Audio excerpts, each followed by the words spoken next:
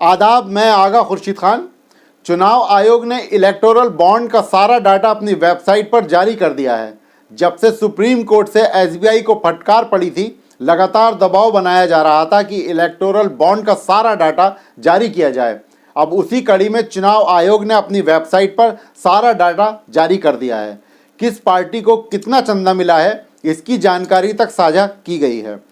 चुनाव आयोग ने एसबीआई द्वारा दिए गए इलेक्टोरल बॉन्ड के विवरणों को 2 भागों में अपनी वेबसाइट पर अपलोड किया है। इसके साथ जारी विज्ञप्ति में चुनाव आयोग ने कहा है कि सारा विवरण जैसा है जहां है आधार पर अपलोड किया गया है। इसके लिए आयोग ने इन विवरणों का लिंक भी शेयर किया है, जिसके ज़रिए इसे देखा जा सकता है।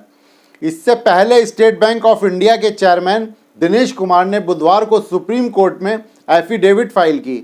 इसमें बताया गया है कि सुप्रीम कोर्ट के 11 मार्च के निर्देश के मुताबिक इलेक्टोरल बॉन्ड से जुड़ी उपलब्ध जानकारी चुनाव आयोग को दे दी गई है। एसबीआई चेयरमैन ने कहा, हमने ईसीआई को पेन ड्राइव में 2 फाइलें दी हैं। एक फाइल में बॉन्ड खरीदने वालों की डिटेल्स है, इसमें बॉन्ड खरीदने की तारीख और रकम का जिक्र है। दूसरी फाइल में बॉन्ड इनकैश करने वाले राजनीतिक दलों की जानकारी है। लिफाफे में 2 पीडीएफ फाइल हैं। ये पीडीएफ फाइल पेन ड्राइव में रखी गई हैं।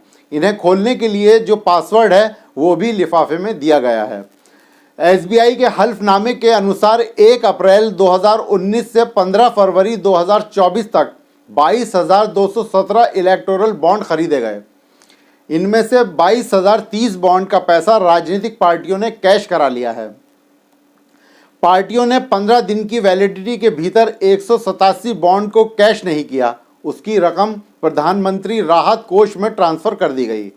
चुनाव आयोग द्वारा अपलोड किए गए आंकड़ों के अनुसार इलेक्टोरल बॉन्ड के खरीदारों में Grasim Industries, Megha Engineering, Piramal Enterprises, Torrent Power, Bharti Airtel, DLF Commercial Developers, Vedanta Limited, Apollo Tyres, Lakshmi Mittal, Edelweiss, PVR, Keventer, Sula Wine, Welspun और सन फार्मा शामिल हैं। आंकड़ों के मुताबिक इलेक्टोरल बॉन्ड भुनाने वाली पार्टियों में Bharatiya Janata Party, Congress, AIADMK, BRS, Shivsena, TDP, YSR Congress, द्रमुक, JDS, NCP, Trinamool Congress, JDU, RJD, AAP और समाजवादी पार्टी शामिल हैं। इलेक्टोरल बॉन्ड्स को लेकर 337 पेज की एक रिपोर्ट आज सामने आई। रिपोर्ट एसबीआई ने सुप्रीम कोर्ट के आदेश पर जमा की थी। हालांकि इस लिस्ट में उन पार्टियों का नाम शामिल नहीं है जिन्होंने यह इलेक्टोरल बॉन्ड हासिल किए हैं, लेकिन इस लिस्ट में सबसे बड़ा डोनर फ्यूचर गेमिंग और होटल सर्विसेज नाम की कंपनी है। लॉटरी की दिग्गज company future gaming and hotel services ने 1,208 करोड़ के 1,208 बॉन्ड खरीदे हैं।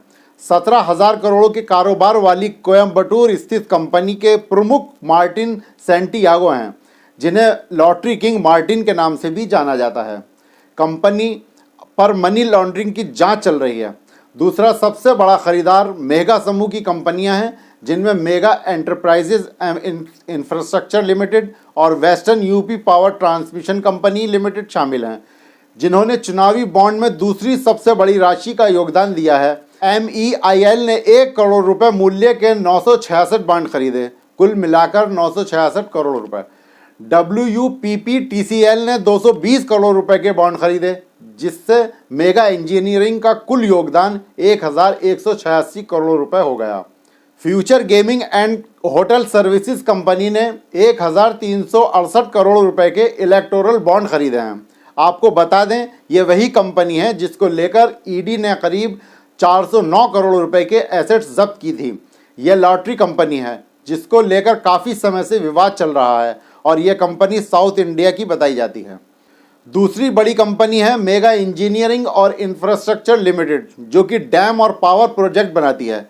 इसके मालिक पीवी कृष्णन रेड्डी और पीपी रेड्डी हैं। इस कंपनी के पास ठाणे बोरीवली टनल प्रोजेक्ट था, जिसकी लागत करीब 14,400 करोड़ रुपए की थी। इस कंपनी ने 980 करोड़ का डोनेशन इलेक्टोरल बॉन्ड के जरिए पार्टी को दिए हैं। कोरोना काल में कोविशील्ड नाम से वैक्सीन बनाकर दुनिया भर में मशहूर हुए और काफ़ी पैसा भी बनाया। वैक्सीन बनाने के अगले ही साल यानी 2022 में इन्होंने भारी भरकम रकम चंदे में दी। 48 घंटे के भीतर 50 करोड़ रुपए दिए, 15 दिन बाद और 2.5 करोड़ रुपए दिए। प्रूडेंट चुनावी ट्रस्ट ने 52 करोड़ 5 लाख रुपए की यह कुल रकम एक ही बार में बीजेपी को सौंप दी। यह जानकारी समाचार agency Reuters prudent electoral trust की ओर से चुनाव आयोग को सौंपी रिपोर्ट का विश्लेषण कर जारी की है। रॉयटर्स ने 2019 से 2022 के बीच हुए 18 लेन देन की जांच की है। इससे पता चलता है कि कोरोना काल में जहां अर्थव्यवस्था कमज़ोर पड़ी थी, वहां कारपोरेट घरानों से मिलने वाले चंदों से भाजपा का खजाना भर रहा था। अब जैसे ही ये सारी डिटेल्स इलेक्टोरल बॉन्ड की सामने आने लगी है, ऐसे में सियासी माहौल में यह खबर किस तरह राजनीतिक समीकरण को बदल सकती है, ये तो आने वाले समय में ही पता चलेगा। वहीं अगर विपक्षी पार्टियों की बात करें तो यह मुद्दा आगे आने वाले दिनों में चुनाव में ज़रूर गर्माता हुआ नजर आएगा। ऐसे में 400 पार का नारा देने वाली भाजपा के लिए अगले कुछ दिन मुश्किल भरे हो सकते हैं।